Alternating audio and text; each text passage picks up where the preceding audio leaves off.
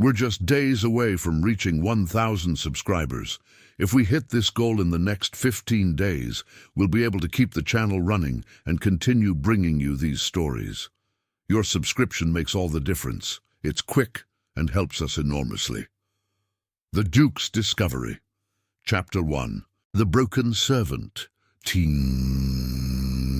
The autumn rain drummed against the tall windows of Ravenswood Manor with relentless persistence, casting shifting shadows across the marble floors of the grand estate. It was October 1852, and the Duke of Ravenswood, Adrian Blackthorne, had returned from 3 months abroad to find his ancestral home running with the same clockwork precision he had always demanded. At 34, he was a man of exacting standards, who valued efficiency above all else in the management of his household and vast estates. What he had not expected to find was the sight that now confronted him in the main drawing room. A young maid collapsed on her hands and knees beside an overturned tea service, her slight frame trembling with obvious pain as she attempted to gather the scattered pieces of fine Wedgwood china. What struck him immediately was not just her distress, but the peculiar way she moved, or rather, couldn't move. Her arms hung stiffly at her sides, and she was using only her shoulders and the backs of her hands to try to collect the broken porcelain. "What is the meaning of this?" the Duke demanded, his deep voice echoing in the opulent room. The maid's head snapped up in terror, revealing a face that was both delicately beautiful and marked by exhaustion. Her dark hair had escaped from her cap in wisps, framing features that spoke of genteel breeding despite her current station. Her green eyes, wide with fear, met his for only a moment before she lowered her gaze in proper deference. "Forgive me, Your Grace," she whispered, her voice cultured despite her obvious distress. "I was cleaning and the service slipped. I'll replace everything, I swear it." "Stand up," he ordered curtly. The young woman made an attempt to rise, but it quickly became apparent that something was terribly wrong.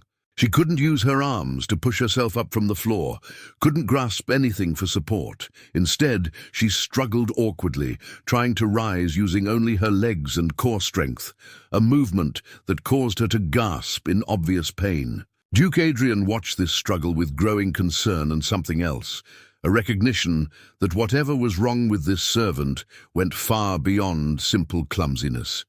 As master of Ravenswood, he had dealt with countless household staff over the years, and he had never seen anything quite like this. "What is your name?" he asked, his voice softening slightly, despite his intention to remain stern. "Rose, Your Grace, Rose Whitmore."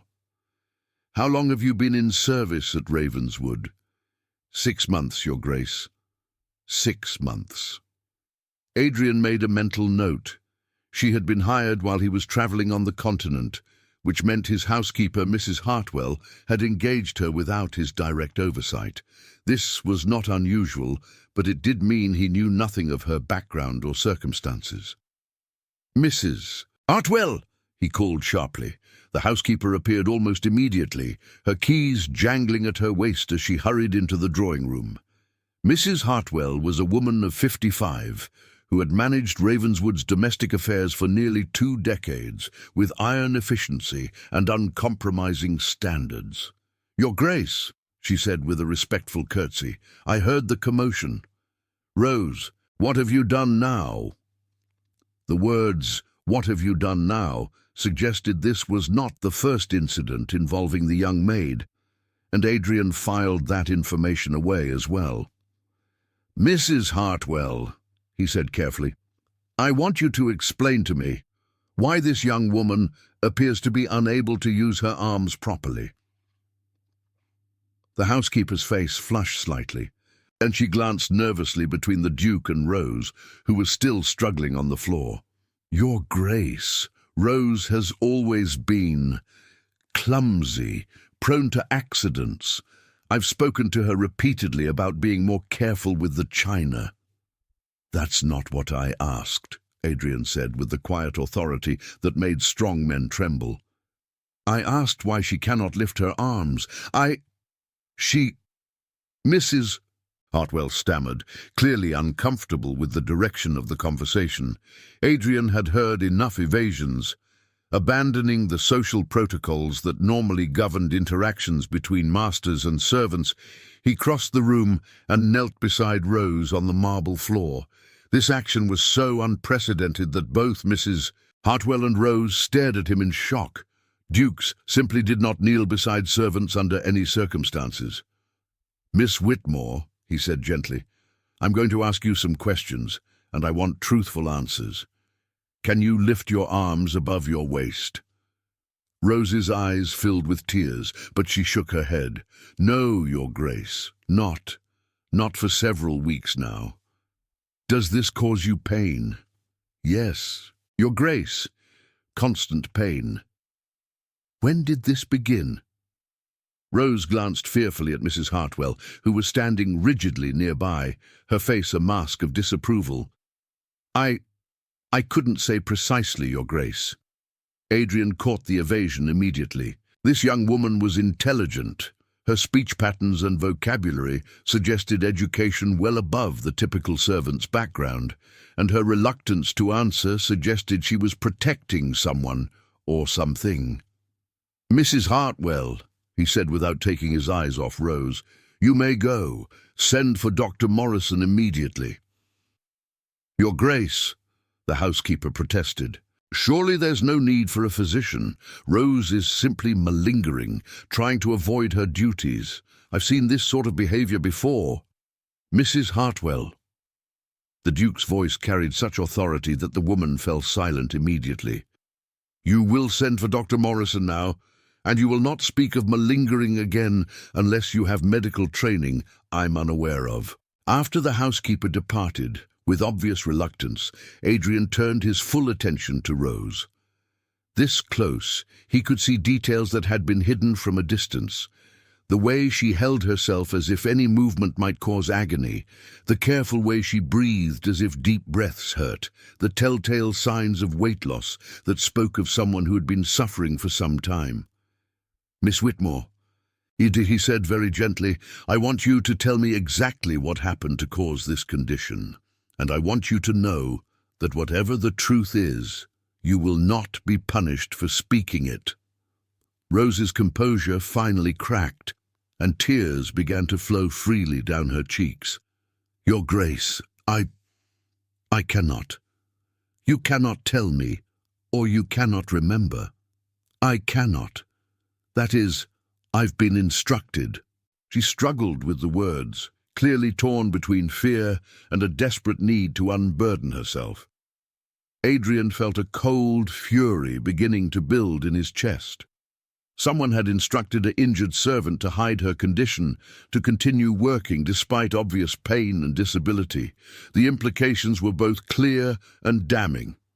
"Miss Whitmore," he said with quiet intensity, "as Duke of Ravenswood, I am the highest authority in this house. Any instructions you may have received from anyone else are superseded by my direct command. Now, I order you to tell me the truth about your injuries." The authority in his voice, combined with the unprecedented kindness of his posture, still kneeling beside her on the floor, seemed to break through her resistance. "Your Grace," she whispered. "It was the heavy lifting," Mrs. Hartwell said. "She said that servants who couldn't perform their duties weren't needed at Ravenswood. When my shoulders began to hurt, she gave me heavier tasks, said I needed to prove my worth. When I couldn't manage them, she said I was being weak and lazy. What kind of heavy tasks? Moving furniture by myself, lifting coal scuttles that should have required 2 people. Yesterday." She paused, her voice breaking. "Yesterday she had me move the oak chest from the library alone. Something tore, Your Grace. I felt it tear, and since then I cannot lift my arms at all." Adrian closed his eyes, feeling a rage so pure it took all his self-control to contain it. His housekeeper, his trusted housekeeper, had systematically abused this young woman, forcing her to perform tasks that would challenge a strong man, let alone a delicate female servant. And when injury resulted, She had covered it up, instructed the victim to hide her condition and continue working. "Miss Whitmore," he said when he trusted himself to speak calmly, "you will not move another inch until Dr. Morrison has examined you, and you will never again lift anything heavier than a feather duster. Do you understand?" "But Your Grace," Mrs. Hartwell said. "Mrs. Hartwell," Adrian said with deadly quiet, "is about to learn what happens when someone under my protection is systematically abused." The Duke of Ravenswood rose to his feet, his face set in lines of such cold fury that Rose shivered despite her pain. What he was about to do to Mrs. Hartwell would indeed shock the entire household and serve as a lesson that would never be forgotten, that even the humblest maid deserved protection from those who would exploit her vulnerability. Chapter 2. The Duke's Wrath. Dr. Horace Morrison arrived at Ravenswood Manor within the hour, his medical bag in hand and a puzzled expression on his weathered face. In his 40 years of practice, he had been summoned to attend many members of the Duke's family and occasionally his higher-ranking servants, but never had he been urgently requested to examine a housemaid. Duke Adrian met him in the entrance hall, his face a mask of controlled rage that made the elderly physician step back involuntarily. "Doctor, thank you for coming so quickly. I need you to examine one of my servants immediately." "Of course, Your Grace. What seems to be the nature of the problem?" "A young woman has been forced to perform physical labor that has resulted in what appears to be severe injury to her shoulders and arms. She cannot lift her arms above her waist and is in constant pain." Dr. Morrison's eyebrows rose sharply. "Forced labor, Your Grace? That's a serious accusation." "Indeed it is. And when you've completed your examination, Doctor, I believe you'll find that accusation fully justified." They found Rose exactly where the Duke had left her, still kneeling on the floor of the drawing room, though someone had thoughtfully placed a cushion beneath her knees. She looked up as they entered, her eyes wide with apprehension at seeing the formidable Dr. Morrison. "Miss Whitmore," the Duke said gently, "this is Dr. Morrison. He's going to examine you to determine the extent of your injuries." The examination that followed was both thorough and revealing. Dr. Morrison, despite his initial skepticism, quickly became grave as he assessed Rose's condition. He tested her range of motion, examined her shoulders and back, and asked detailed questions about the onset and progression of her symptoms. "Your Grace," he said finally, his voice tight with professional concern, "this young woman has suffered severe damage to both rotator cuffs and what appears to be a partial separation of the left shoulder joint.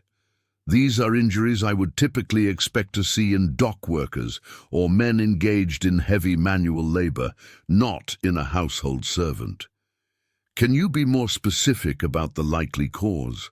The pattern of injury suggests repeated lifting of objects beyond her physical capacity, culminating in a traumatic incident that caused the acute damage. Without immediate rest and proper care, these injuries could result in permanent disability."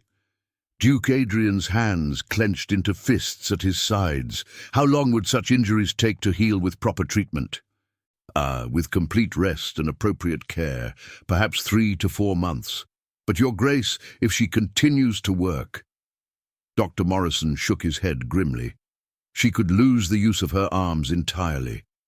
"That will not happen," the Duke said with quiet intensity. "Doctor, I want you to provide whatever treatment is necessary. Spare no expense. Miss Whitmore will have the best care available." After Dr. Morrison had departed with instructions to return the following day, Duke Adrian helped Rose to a comfortable chair in the morning room. Another breach of protocol that would have scandalized proper society. She sat carefully, her arms hanging useless at her sides, looking utterly overwhelmed by the unprecedented attention. "Miss Whitmore," the Duke said, settling into a chair across from her, "before I address the matter of Mrs. Hartwell's conduct, I need to understand something. Your speech, your bearing. You weren't born to service, were you? Rose's cheeks flushed, but she met his gaze steadily. No, Your Grace. My father was the vicar of St. Mary's in Little Wickshire. When he died of consumption last year, I had nowhere else to go. No family, no connections. My father was disowned by his family when he entered the church, rather than pursuing law as they wished. My mother died when I was 12. When father passed, the new vicar needed the cottage for his own family. Her voice grew smaller. I had no dowry, no prospects for marriage, and no skills beyond what any gentleman's daughter learns. Service seemed the only option. Duke Adrian felt another surge of anger, this time at a society that could reduce a vicar's educated daughter to such circumstances. How did you come to be employed at Ravenswood? The employment agency in London. They said Ravenswood was a well-regarded household, that I would be treated fairly.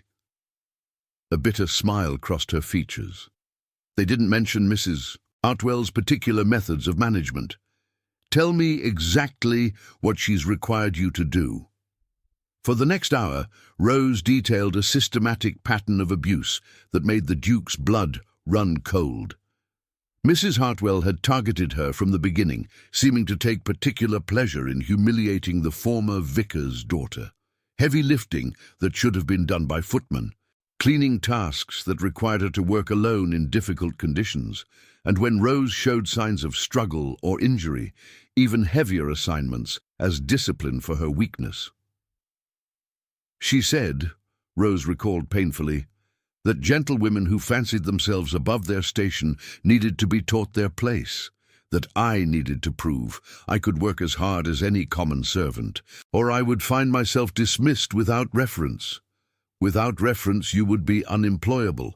Yes, Your Grace, I would have. There would have been nowhere to go. Duke Adrian was quiet for a long moment, absorbing the full picture of systematic cruelty that had been perpetrated under his own roof. Mrs. Hartwell had exploited Rose's vulnerability, her lack of options, her desperation to maintain even the humble position of a housemaid. Miss Whitmore, he said finally, I want you to understand something clearly. What has been done to you is unconscionable. No servant in my employ, regardless of their background or circumstances, should ever be subjected to such treatment. But Your Grace, Mrs. Hartwell said that you expected— Mrs. Hartwell, the Duke interrupted coldly, has been taking considerable liberties with my expectations. You may rest assured that her interpretation of my wishes is about to be corrected. At that moment, Mrs. Hartwell herself appeared in the doorway, her face set in lines of disapproval as she took in the unprecedented scene of the Duke sitting in casual conversation with a housemaid. Your Grace, she said, with barely concealed irritation, I hope Rose hasn't been filling your ears with tales of woe. As I mentioned, she has a tendency toward dramatics when it comes to avoiding work. Duke Adrian rose slowly, his movement deliberate and threatening. Mrs. Hartwell, please join us. We have much to discuss. The housekeeper entered the room with obvious reluctance, her sharp eyes taking in Rose's careful posture and the Duke's ominous expression.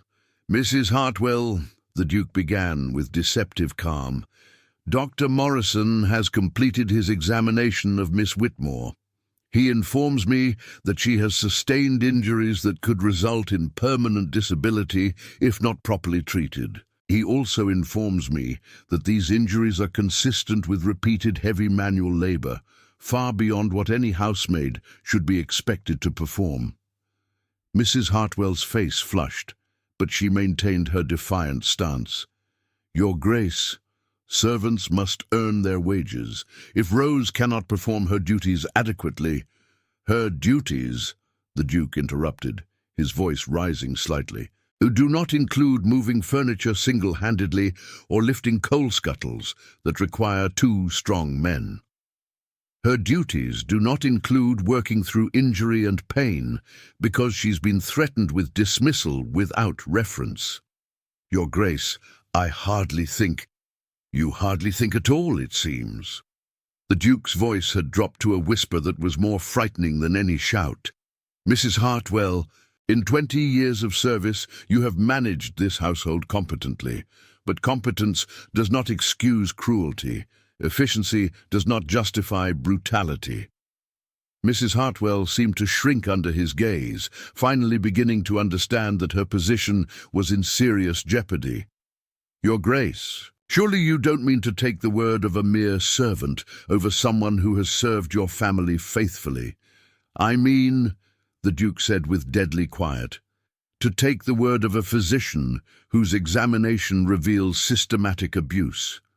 I mean to believe the evidence of my own eyes when I see a young woman who cannot lift her arms due to injuries inflicted by the very person charged with her welfare." He moved closer to the housekeeper, his presence imposing and terrible. "Mrs. Hartwell, you are dismissed. Immediately. You will pack your belongings and be gone from this house within the hour." "Your Grace," Mrs. Hartwell gasped, "after 20 years of faithful service, you cannot—" "I can and I will. And Mrs. Hartwell, you will leave without a reference. I will not be responsible for passing your particular brand of management onto another unsuspecting household." The housekeeper's face went white with shock and fear. Without a reference after 20 years, she would be virtually unemployable in any respectable position. "But Your Grace, where will I go? How will I survive?" Duke Adrian's expression remained implacable. "Perhaps you should have considered that question before systematically torturing a defenseless young woman. You have 1 hour, Mrs. Hartwell. I suggest you use it wisely." As the former housekeeper stumbled from the room in shock, the Duke turned back to Rose, who was staring at him in amazement. "Your Grace," she whispered, "you dismissed her. After 20 years, you dismissed her. For me." "Miss Whitmore," he said gently, sitting back down across from her, "I dismissed her for being a bully and a brute who abused her authority. The fact that you were her victim simply determined the timing." But even as he spoke, Duke Adrian was beginning to realize that his concern for this injured young woman went beyond mere justice for a mistreated servant. There was something about Rose Whitmore, her courage, her dignity, her refusal to be broken despite systematic cruelty, that had touched something in him he had thought long buried. And as he looked into her grateful green eyes, he began to suspect that rescuing her from Mrs. Hartwell's abuse might be only the beginning of a much larger transformation in both their lives. Chapter 3. Healing and Revelation. 2 weeks had passed since Mrs. Hartwell's dramatic dismissal, and Ravenswood Manor had settled into a new rhythm under the temporary management of Mrs. Pemberton, an experienced housekeeper Duke Adrian had hired from London. More importantly, Rose Whitmore had been moved from the servants' quarters to a comfortable guest room on the 2nd floor, where she could receive proper care while her injuries healed. Dr. Morrison visited daily, and while her recovery was progressing, it was painfully slow. Rose's arms remained largely useless, requiring her to depend on others for the most basic tasks: eating, dressing, even turning the pages of a book. For a young woman who had prided herself on her independence, this helplessness was almost as difficult to bear as the physical pain. Duke Adrian found himself visiting her room each morning and evening, ostensibly to check on her progress, but increasingly because he looked forward to their conversations. Rose was well-read and intelligent, with opinions on literature, politics, and philosophy that challenged and delighted him. In her presence, he rediscovered the pleasure of intellectual discourse with someone who treated him as a person rather than merely a title. On this particular morning, he found her sitting by the window overlooking the garden, a book propped open on a reading stand before her. She looked up as he entered, and he was pleased to see that some of the haunted exhaustion had left her features.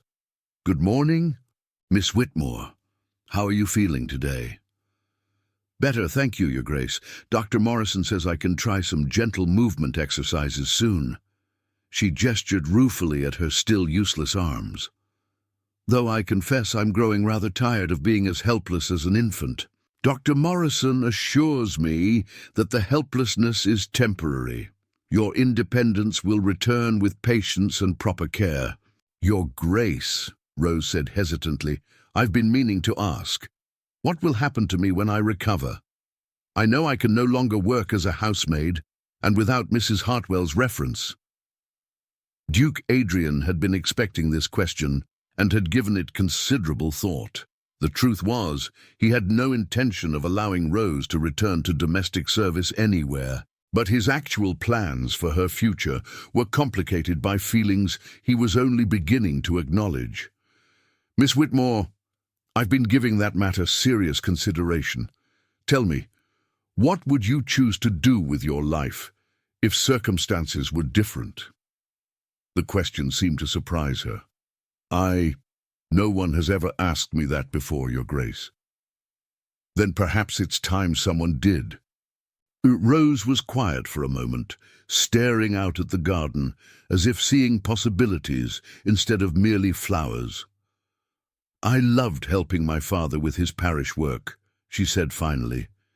Teaching the children to read, visiting the sick, organizing relief for families in need, I suppose. I suppose I would want to do something useful, something that mattered. And if you had the means to pursue such work without depending on others for employment. What do you mean? Duke Adrian moved closer, his expression serious. Miss Whitmore, Rose. There's something I need to tell you, something I discovered when I made inquiries about your background. Rose's eyes widened with apprehension. What kind of inquiries? Your father, Reverend Thomas Whitmore of St. Mary's in Little Wickshire. He was a remarkable man, by all accounts, beloved by his parishioners, known for his scholarship and his charitable works. Yes, Rose said softly. He was wonderful. But I don't understand why you would investigate. Because I wanted to understand how such an educated, accomplished young woman came to be working as a housemaid. And what I discovered is that your father left you something more valuable than you realized. Rose stared at him in confusion. Your Grace, my father died with debts. The cottage belonged to the church, and his small savings barely covered his burial expenses. I had nothing. Your father, Duke Adrian interrupted gently, was the author of several theological works that have gained considerable recognition since his death. His commentary on biblical scholarship in particular has been adopted by 3 universities and has generated substantial royalties. Royalties? Rose's voice was barely a whisper. The publisher has been trying to locate his heir for months. Rose, you're entitled to nearly £800 in accumulated payments, with more to come. The colour drained from Rose's face. £800 was more money than most working families saw in a decade. Enough to provide independence, security, choices that had seemed impossible just moments before. I don't understand. If this money exists, why didn't anyone tell me? Why didn't the solicitor? Because the publisher knew only that the author was Thomas Whitmore of Little Wickshire. When they made inquiries, they were told the vicar had died and his family had moved away. No one thought to look for a daughter working as a servant under an assumed name. Assumed name? Rose looked puzzled. You told the employment agency your name was Rose Whitmore. Servant seeking employment. Your father's works are published under Reverend Dr. Thomas Edmund Whitmore. It took considerable investigation to establish the connection. Rose sat in stunned silence, trying to absorb the magnitude of this revelation. Financial independence, the freedom to choose her own path, the ability to help others as her father had done. Your Grace, she said finally, why did you do this? Why go to such lengths for a mere servant? Duke Adrian had been dreading this question because it forced him to confront feelings he had been trying to deny. "Because," he said quietly, "you stopped being a mere servant the moment I saw you struggling on that floor, refusing to complain despite obvious pain. Because in these past weeks, I've discovered that you're the most remarkable woman I've ever met. Your Grace." "Adrian," he corrected gently. "My name is Adrian." "Adrian," she repeated, testing the name. "I don't understand what you're saying." "I'm saying that somewhere between rescuing you from Mrs. Hartwell's abuse and listening to you discuss Wordsworth with such passion, it made me see poetry differently. I've fallen in love with you." The words hung in the air between them like a bridge across an impossible chasm. Rose stared at him in shock, her green eyes wide with disbelief. That's impossible. You're a duke, and You're the daughter of a respected scholar, a woman of education and character who happens to have been reduced to circumstances beneath her station. And even if you were truly a servant, even if you had been born in the humblest cottage in England, it wouldn't change what I feel." "Adrian," Rose whispered, and the sound of his name on her lips sent warmth through his chest. "What are you saying?" "I'm saying that I want to court you properly. I want to give you time to heal, time to adjust to your changed circumstances, time to discover what you want from life now that you have choices, and then, if you'll have me, I want to marry you." Rose's eyes filled with tears, but they were tears of joy rather than sorrow. A duke who would marry a former servant, the scandal. "Let society talk," Adrian said firmly. "I've spent my entire life living according to other people's expectations. For once, I want to choose love over convention, happiness over social approval. And you think I could make you happy?" Adrian moved to kneel beside her chair, taking her hands in his, hands that were slowly regaining some function, but still needed gentle support. "Rose, these past weeks have been the happiest of my life. Not because of grand society events or political achievements, but because of quiet mornings spent talking with a woman who sees the world with compassion and intelligence. Because of evenings spent reading poetry with someone who understands that beauty matters as much as efficiency." Rose looked down at their joined hands, then back into his earnest brown eyes. "Adrian, I think I've been falling in love with you too. But I was afraid to admit it even to myself. The differences between us seemed so vast. The only difference that matters is whether we care for each other. Everything else can be overcome." "What would we do? How would we manage the social complications?" "We'll face them together," Adrian said simply. "With your newfound independence, you can establish yourself as a lady of means before we announce our engagement. We can take our time, do everything properly." "And Rose?" "Yes, I suspect that once society meets you, truly meets you, they'll understand why I fell in love with you. Your character speaks for itself." Rose smiled through her tears, feeling for the first time in months that the future held promise rather than merely survival. "Yes," she whispered. "Yes. Yes, Adrian. I'll marry you, if you're truly certain that a duke can find happiness with a vicar's daughter." "The Duke of Ravenswood," Adrian said, raising her hands to his lips to kiss them gently, "has already found more happiness with Miss Rose Whitmore than he ever imagined possible." And as the morning sun streamed through the window, illuminating the room where a broken servant had found healing and love, both of them began to believe that sometimes the most beautiful love stories began with the simple act of one person choosing to see another's true worth. Chapter 4. Love's Triumph.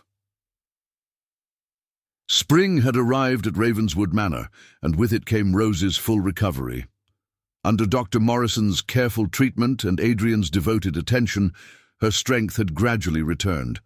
More importantly, her legal inheritance had been secured, establishing her as an independent woman of modest but comfortable means. The transformation from desperate servant to self-possessed lady had been remarkable to witness.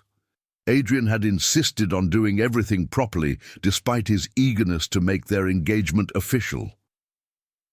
Rose had been established in a respectable lodging house in the nearby market town of Millbrook, with Mrs. Pemberton's sister serving as her companion and chaperone. He courted her with all the formal correctness that society demanded, though their stolen moments of private conversation revealed a deepening affection that made the proprieties feel both precious and constraining. On this particular May morning, Rose was in the morning room at Ravenswood, helping Adrian sort through applications from prospective housekeepers to permanently replace Mrs. Hartwell. It had become an unofficial tradition for her to assist with such decisions. Adrian valued her insight into character, and her experience with domestic service gave her a unique perspective on what qualities made for effective but humane management. "What about Mrs. Caroline Foster from Bath?" Rose asked, reviewing the woman's credentials.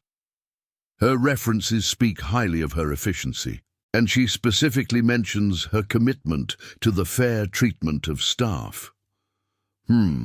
Adrian mused, reading over Rose's shoulder, close enough that he could smell the lavender soap she favoured. "She does seem promising, though after Mrs. Hartwell, I confess I'm more concerned with kindness than pure efficiency. Perhaps we should interview her in person. I could observe how she interacts with the current staff." "We should interview her?" Adrian smiled at Rose's unconscious assumption that they were partners in managing the estate. "Miss Whitmore, you're speaking as if you're already the mistress of Ravenswood." Rose blushed prettily. "Forgive me. I didn't mean to presume." "Don't apologize," Adrian said gently, taking her hand in his. "I love that you think of Ravenswood as your future home, because, Rose, I was hoping we might make that future official." Before she could ask what he meant, Adrian was kneeling beside her chair, just as he had on that first day when he discovered her injuries, but with an entirely different purpose now. From his pocket, he withdrew a small velvet box. "Rose Whitmore," he said formally, "you have brought light and love into my life when I thought neither were possible. You have shown me that true nobility lies in character rather than birth, and that the greatest privilege is loving someone who sees the world with compassion and wisdom." Rose's hands flew to her mouth as he opened the box to reveal a stunning sapphire ring surrounded by diamonds, stones that matched her eyes perfectly. "Will you do me the very great honor of becoming my wife?" "Adrian," she whispered, tears streaming down her face. "Yes, yes, of course, yes." He slipped the ring onto her finger with hands that shook slightly with emotion, then rose to kiss her properly for the first time since their feelings had been declared. It was a kiss that spoke of months of careful restraint finally released, of love acknowledged and celebrated. "When?" Rose asked when they finally broke apart, both breathless with joy. "As soon as you wish, though I suspect we'll need some time to prepare for the social complexities." "What do you mean?" Adrian's expression grew more serious. "Rose, darling, I want you to understand what we're facing. When we announce our engagement, there will be talk, some of it unkind. The Duke of Ravenswood marrying a woman who was recently employed as a housemaid, even though that employment was far beneath your true station, will scandalize certain segments of society." Rose squared her shoulders with the same dignity she had shown even at her lowest point. "Let them talk. I know who I am, and more importantly, you know who I am. Anyone whose opinion is worth having will judge me by my character, not my temporary circumstances." "That's exactly what I hoped you'd say," Adrian said with admiration. "But Rose, there's something else. Something I want to tell you before we face any of society's judgment." "What?" "Do you remember that first day when I found you on the floor? You asked me later why I cared what happened to the widow of someone I would have considered an enemy. Rose nodded, remembering the moment clearly. I told you it was because our cause required us to be better than our enemies. That was true, but it wasn't the complete truth. What was the complete truth? Adrian was quiet for a moment, choosing his words carefully. The complete truth is that the moment I saw you struggling in pain, refusing to complain, maintaining your dignity even in the face of systematic abuse, I saw something that reminded me of my own mother. Rose's eyes widened with understanding. My mother died when I was 12, Adrian continued. She'd been ill for months, but she never let anyone see her suffering. She maintained her grace, her kindness to the servants, her attention to everyone else's needs, even when she could barely stand. Watching you that day, seeing your courage, your refusal to be broken, it brought back everything I had loved about her.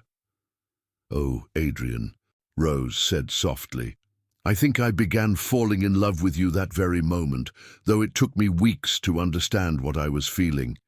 It wasn't pity or mere compassion. It was recognition of a spirit I had thought unique to my mother. Rose reached up to touch his face gently. Your mother would have approved of me. My mother would have adored you, Adrian said with certainty. She always said that true ladies were made by their actions, not their birth. She would have seen immediately what took me longer to recognize, that you were a lady in every way that mattered, regardless of your circumstances. And your father? What would he have thought? My father, Adrian said with a wry smile, was a practical man who married for love himself. He would have told me to stop worrying about what other people think and marry the woman who makes me happy. Do I make you happy? Rose asked, though the answer was clear in his eyes. Happier than I ever imagined possible, Adrian replied. Rose, you've given me back parts of myself I thought I'd lost forever. With you, I'm not just the Duke of Ravenswood carrying out obligations and maintaining appearances. I'm simply Adrian, a man who's found the woman he wants to spend his life with. 6 months later, on a crisp autumn day that perfectly mirrored the season when they had first met, Rose Whitmore became the Duchess of Ravenswood in a ceremony that was both intimate and magnificent. The wedding took place in the estate's private chapel, with only close friends and family in attendance, but the celebration that followed was open to all the tenants and staff of Ravenswood. Adrian had insisted on this arrangement, wanting their marriage to begin as he intended it to continue, as a partnership that recognized the dignity and worth of all people regardless of their station. As they danced together in the great hall, surrounded by dukes and scullery maids, tenant farmers and members of Parliament, Rose reflected on the extraordinary journey that had brought her to this moment. Any regrets? Adrian murmured in her ear as they waltzed. Only that it took Mrs. Hartwell's cruelty to bring us together, Rose replied. I wish we could have found each other under happier circumstances. Perhaps, Adrian said thoughtfully, but I wonder if we would have truly seen each other without those circumstances. It was your courage in the face of abuse that first caught my attention. It was your dignity despite suffering that made me fall in love with you. Cool. And it was your willingness to kneel beside a broken servant that showed me what true nobility looks like, Rose replied. Sometimes the most beautiful love stories begin with someone choosing to see another person's worth when the world has decided they have none. The Duke and Duchess of Ravenswood, Adrian said with a smile, are going to change quite a few minds about what really matters in this world. And in the years that followed, they did exactly that. Their marriage became a model of partnership and equality that influenced a generation of young aristocrats. Rose established schools for servants' children and refugees, for women escaping abusive employment. Adrian used his position in Parliament to advocate for workers' protections and fair labour practices. But perhaps most importantly, they proved that love could indeed triumph over social barriers when two people chose to see past surface appearances to the character beneath, and that sometimes the most profound transformations began with the simple act of one human being kneeling down to help another who had fallen. Their story was told for generations at Ravenswood, the tale of the Duke who saw past the servant's uniform to the lady within, and the woman whose courage in suffering revealed a strength that could move mountains and change hearts.